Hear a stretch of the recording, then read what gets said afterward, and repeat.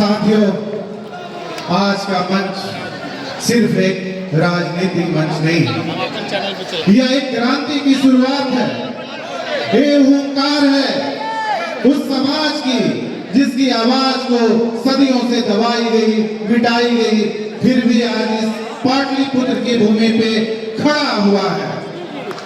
और इस मंच पर उपस्थित हमारे सम्मानीय अतिथियों और हमारे क्रांतिकारी साथियों और इस आज के ऐतिहासिक हक की हुंकार रैली में शिरकत करने आए हमारे माता पिता, सम्मान हमारे बुजुर्गों और हमारे प्यारे भाइयों और बहनों, मैं आप सभी को अपने दिल से इस्तकबाल करता हूं, आप लोगों का स्वागत करता हूं, आप लोगों का अभिनंदन करता हूं। साथियों, आप लोगों ने मुझ पर, इस आंदोलन पर और मेरी आवाज पर भरोसा किया, इसके लिए मैं आप सभी को दिल से शुक्रिया अदा करता हूं। और आज की ये जो सभा है, महज एक सभा नहीं है, एक जन आंदोलन की शुरुआत है। और आज का भाषण कोई भाषण नहीं है, आज उस क्रांति की शुरुआत है। आज जो समाज की आवाज सदियों से दबाई गई है, आज उसी का गूंज बनकर उठ रही है। और मैं एक बार आप लोगों को बताना चाहता हूं कि मेरे साथ आप लोग जय जयकार कीजिएगा सम्राट अशोक के, जगदेव बाबू की, कर्पूरी ठाकुर की, भीमराव अंबेडकर की, अब्दुल कलाम की। धन्यवाद। आप लोगों का यही ताकत और आप लोगों का यही प्यार और आप लोगों का यही साथ और आप लोगों का यही समर्थन मुझे इस लड़ाई में ताकत देने का काम करती है। साथियों, आज का यह जो दिन है, इतिहास में दर्ज होने वाला दिन, क्योंकि ये रैली सिर्फ एक रैली नहीं है, ये हक की हुंकार है और वो पुकार है जिस न्याय के लिए सदियों से हमारे समाज की आवाजों को बदलता गया, कुचला गया। और आज वो धक्का हुआ सच है जिसको आज यहाँ के सत्ताधारियों ने हमारी आवाज को कुचलते गए, लेकिन आज इस पाटलिपुत्र की भूमि पे फिर से खड़ा हुआ है। और आज इस बापू सभागार के हॉल से उस दबी हुई आवाज को गजरने आए हैं। और यह जो आवाज है, सिर्फ मेरी आवाज नहीं है साथियों, यह आवाज उस हर माँ की है जो अपने बेटी को खोया है। ये आवाज वो हर पिता की है जिसने अपने जवान बेटा को खोया है। ये आवाज उस बहन की है जो आज भी अपने आप को असुरक्षित महसूस करती है। और ये आवाज उस हर बिहार के युवा की है जो अपने पेट पालने के लिए दूसरे शहरों में पलायन करता है। और ये आवाज उस समाज की है जो अपने सम्राट अशोक की विरासत को वापस पाना चाहते हैं। और ये आवाज जो 90% समाज की है जो अपने जगदेव बाबू के अधूरे सपने को पूरा करना चाहता है। और ये आवाज वो 90% समाज की है जो दलित है, शोषित है, अल्पसंख्यक है, वंचित है और आज अपने हक के लिए आज यहाँ खड़ा है। ये हक की हुंकार है। साथियों, जब भी इतिहास की तरफ देखते हैं, जब भी हम इतिहास की तरफ देखते हैं तो सबसे पहले अपने सम्राट अशोक की छवि याद आती है। सम्राट अशोक एक ऐसे शासक थे जिन्होंने सिर्फ तलवार से नहीं बल्कि न्याय और धर्म और विचारों से इस देश का नेतृत्व किया था और शासन किया था। सम्राट अशोक अपनी पूरी जिंदगी लोगों के लिए समर्पित किया, करुणा के लिए, सेवा के लिए, धर्म के लिए और न्याय के लिए। सम्राट अशोक एक ऐसे महान शासक थे जिन्होंने अपने राज सिंहासन को जन सेवा का मंच बना दिया था। और उनका जो शासन था वो न्याय, धर्म और जन कल्याण पर आधारित थी। और आज जब हम एक नई राजनीति चेतना का आरंभ कर रहे हैं तो हमें वही सोच को लाने की जरूरत है जो कभी सम्राट अशोक हम लोगों के लिए लेकर आ रहे थे। जन कल्याण की सोच और नीतियों में जन सेवा की सोच। लेकिन ये हमारे समाज की विडंबना है कि जिस सम्राट अशोक ने इस देश पर अपना नेतृत्व किया, आज उनके इतिहास को, उनके विरासत को हम संजो नहीं पाए और उनके इतिहास और विरासत को हमने किताबों में बंद कर दिया और अपनी हक की लड़ाई के लिए यहाँ के सत्ता के गलियारों में खो। साथियों, और साथ ही साथ हमारे नायक, हमारे आदर्श जगदेव बाबू को भी भूलने की जरूरत नहीं है। जगदेव बाबू एक नेता नहीं थे, वो एक आंदोलन थे, वो एक विचार थे, वो एक मशाल थे। उन्होंने कहा था जिसकी जितनी संख्या भारी उसकी उतनी हिस्सेदारी। और यह सिर्फ एक नारा नहीं था, एक सामाजिक न्याय की हुंकार थी। और उन्होंने सीधे और साफ कहा था कि 10 का शासन 90 पर नहीं चलेगा, नहीं चलेगा। और मेहनत करेगा धोती वाला और राज करेगा टोपी वाला, ये नहीं चलेगा, नहीं चलेगा। जब यहाँ के सत्ताधारी जगदेव बाबू की आवाज को दबाने की कोशिश की तो उन्होंने अपने खून को मिट्टी में मिला दिया और हमेशा के लिए शहीद हो गए। लेकिन उनके जो विचारधारा आज भले ही जगदेव बाबू हम लोगों के बीच एक शारीरिक रूप से मौजूद नहीं, लेकिन उनकी जो विचारधारा है आज भी हर गांव में, हर गली में, हर मोहल्ले में, हर किसी के दिल में जिंदा है। और आज फिर से अगर कोई लड़ाई हम लोग लड़ने जा रहे हैं तो जगदेव बाबू का सपना अधूरा नहीं रहना चाहिए, क्योंकि उन्होंने कहा था प्रतिनिधित्व में समानता चाहिए और संसाधनों में हिस्सेदारी चाहिए। और हमारे जगदेव बाबू की सच्ची श्रद्धांजलि तभी होगी जब हम उनके पद चिन्हों पर चलने का काम करेंगे, क्योंकि उन्होंने ही हम लोगों को हक की परिभाषा सिखाई थी। और अगर हमें सत्ता में आना है और हमें अपनी हिस्सेदारी की लड़ाई लड़ना है तो हमें सम्राट अशोक और जगदेव बाबू दोनों के पद चिन्हों पे चलने की जरूरत है। साथियों, एक सवाल बरसों से मेरे सीने में दबी है और मेरी आत्मा मुझसे सवाल करती है कि क्या हमारे समाज को वो हक और हिस्सेदारी मिली जिसके हम हकदार थे? साथियों, तो इसका जवाब आप सभी को पता है। हमने सबको सत्ता में बैठाने का काम किया, हमारे हाथों ने सबके सपने को आकार दिया, लेकिन यहाँ के सत्ताधारियों हमेशा हमें विकास से दूर रखने का काम किया। चुनाव आए, वादे हुए, वादा किया गया तुम्हें तुम्हारा हिस्सेदारी मिलेगा, लेकिन चुनाव आए और उनके वादे टूटे। ना तो हमें सत्ता में भागीदारी मिली और ना ही तो राजनीति में इतनी हिस्सेदारी मिली। हमने सबको सत्ता में बैठाने का काम किया, लेकिन बदले में हमें सिर्फ और सिर्फ उपेक्षा। साथियों, हमने सबके लिए अपना बलिदान दिया, खून दिया, समर्थन दिया, अपना वोट दिया, लेकिन उसके बदले में हमारे समाज के भाइयों की हत्या की गई, हमारे समाज की आवाजों को कुचला गया। अब बस, अब और नहीं।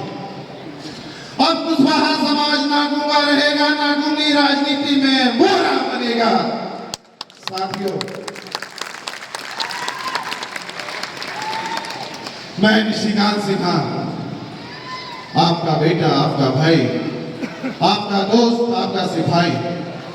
मैं कोई नेता बनने नहीं आया, मैं सिर्फ और सिर्फ आपकी आवाज बनने आया हूं, आपका सम्मान बनने आया हूं, आपका प्रतीकार बनने आया हूं।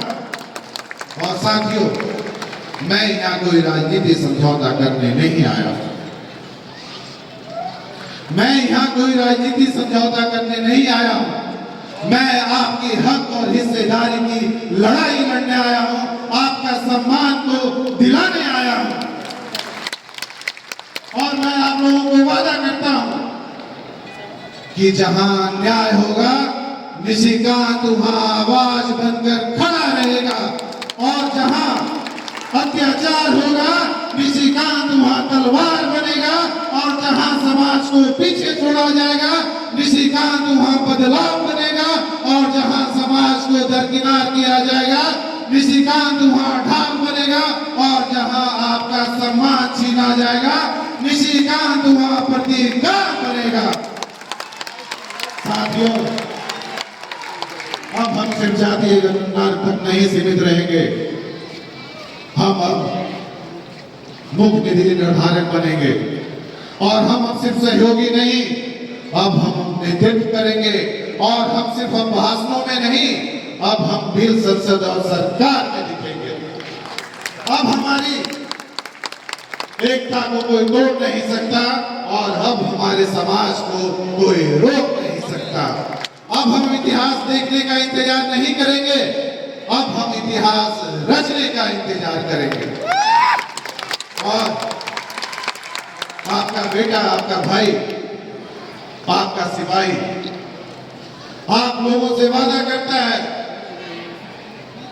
और मैं एक संकल्प लेता हूं कि मैं अपने समाज के लिए, मैं अपनी शक्ति, मैं अपना नेतृत्व और मैं अपना भविष्य इस समाज को देने के लिए अपना जिस्म का, खून का एक एक कतरा इस समाज को समर्पित करता हूं, समर्पित करता हूं। साथियों,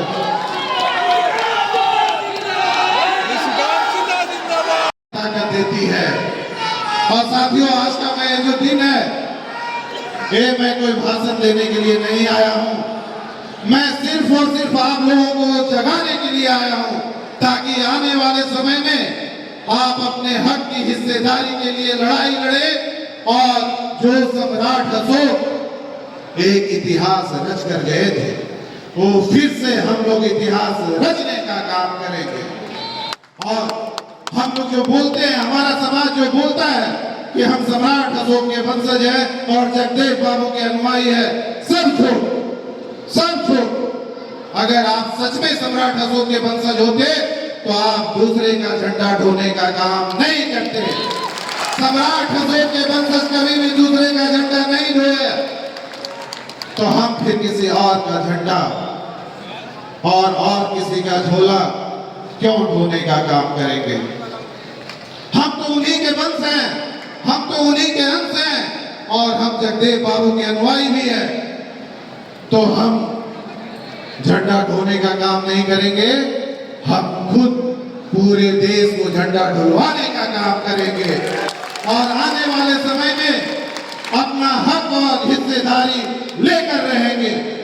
इसके लिए आप सभी को एकत्रित होने की जरूरत है, और सिर्फ मैं आप लोगों के लिए अपना सब कुछ छोड़कर, अपना व्यापार, अपना बिजनेस, अपना परिवार, अपना बच्चे, अपने पर सब कुछ छोड़कर, सारा कुछ सिर्फ समाज के लिए मैंने दाव लगाया, ताकि आने वाले समय में हमारा समाज एक मजबूत और एक सशक्त समाज बने। आने वाले समय में हमारा 90% समाज को उनके हक और हिस्सेदारी मिले, और आने वाले समय में हमारा बिहार एक विकसित बिहार बने। इसके लिए साथियों, आप सभी को अपनी सोच को बदलने की जरूरत है, और एकजुट होकर लड़ाई लड़ने की जरूरत है। और मैं किसी से डरने वाला नहीं हूं। मैंने पहले भी कहा था कि अगर मुझे अपने समाज के लिए अपनी शहादत भी देनी पड़ी तो मैं देने के लिए तैयार हूं। सिर्फ और सिर्फ मुझे आपका साथ चाहिए। अब ये जो हमारी लड़ाई है, ये आर पार की लड़ाई है, ये आर पार की लड़ाई है। साथियों, आप लोगों ने देखा है कि पिछले 2 सालों में हमारे समाज की भाइयों की कितनी हत्याएं हुई। करीब 2 साल में 200 हत्याएं हुई हैं। लेकिन कोई भी हमारे समाज के नेता या सरकार इस पर बोलने के लिए तैयार नहीं। बात सिर्फ हत्याएं की नहीं है, बात सिर्फ एक व्यक्ति की हत्या की नहीं है। बात है कि हमारे समाज की पहचान को मिटाने की कोशिश की जा रही है।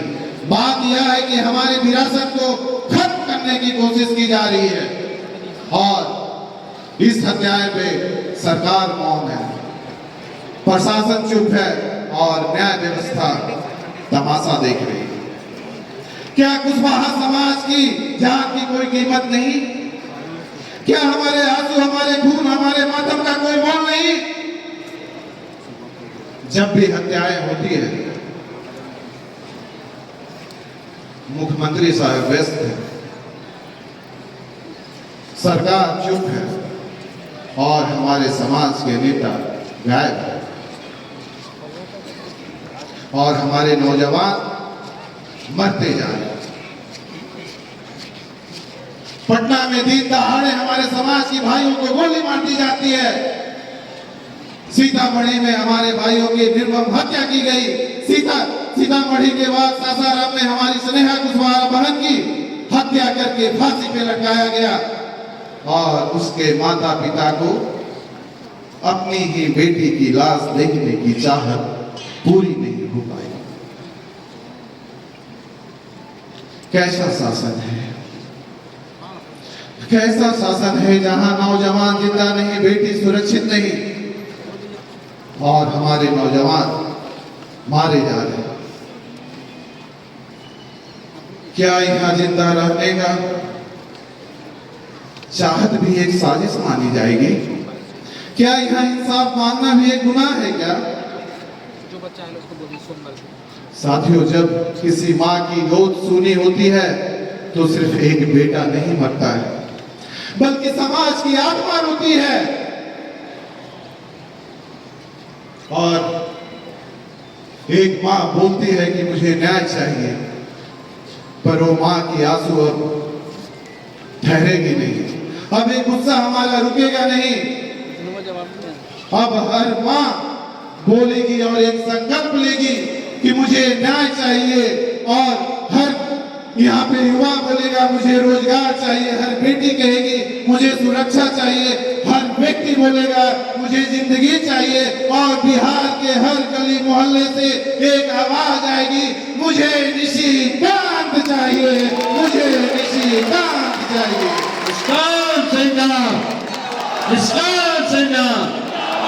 साथियों, कैसा हो निष्कांत सिन्हा जैसा हो। हमने सबको सत्ता में बैठाने का काम किया, हमने सबको सत्ता में बैठाने का काम किया, हमने सबको अपना वोट दिया, लेकिन बदले में हमें बेरोजगारी मिली। हमने लोगों के लिए अपना पसीना बहाया, लेकिन बदले में हमें अपमान मिला। हमने लोगों के लिए भरोसा किया, लेकिन बदले में वादा खिलाफी मिली। हमने तो दूसरों के लिए अपना खून बहाया, लेकिन किसी सरकार ने हमारी समाज की चिंता नहीं की। हमने तो उनके लिए दीवारें उठाई थी, लेकिन किसी सरकार ने एक छत बनाने का काम साथियों, अब बस, अब बहुत हो गया। अब हम नेतृत्व मांगेंगे नहीं, बल्कि खुद करेंगे। अब हम सिर्फ भीड़ का हिस्सा नहीं, खुद निर्णायक बनेंगे। अब बिहार को बदलने की जरूरत है। बात बदलाव की और बात बिहार की। साथियों, इस 40 सालों में हमने कई सरकारों को देखे। सरकारें आते रही जाते रही, लेकिन हमारी जिंदगी वहीं के वहीं रुकी रही। 40 साल कोई कम समय नहीं होता है साथियों। हमारे 4 दशक गुजर गए और हर बार ये वादा हुआ, ये बोला गया विकास होगा, बदलाव होगा, पर क्या हुआ? विकास तो हुआ, पर किसका विकास हुआ? बदलाव तो हुआ, पर किसका बदलाव हुआ? जनता का नहीं, सिर्फ नेता का। अब समय आ गया है इन 40 सालों का हिसाब दो। आप बोलते हो विकास हुआ है, अगर हमारे बिहार का बेटा दिल्ली में ऑटो चला रहा है, हमारे बिहार का भाई मुंबई में गाड़ी चला रहा है, यहाँ का युवा अपना पेट पालने के लिए पलायन कर रहा है, यहाँ का व्यक्ति पंजाब में जाकर मजदूरी कर रहा है और यहाँ की बेटी बेंगलोर में जाकर नौकरी ढूंढ रही है, और आप बोलते हो विकास हुआ है। अगर इसी को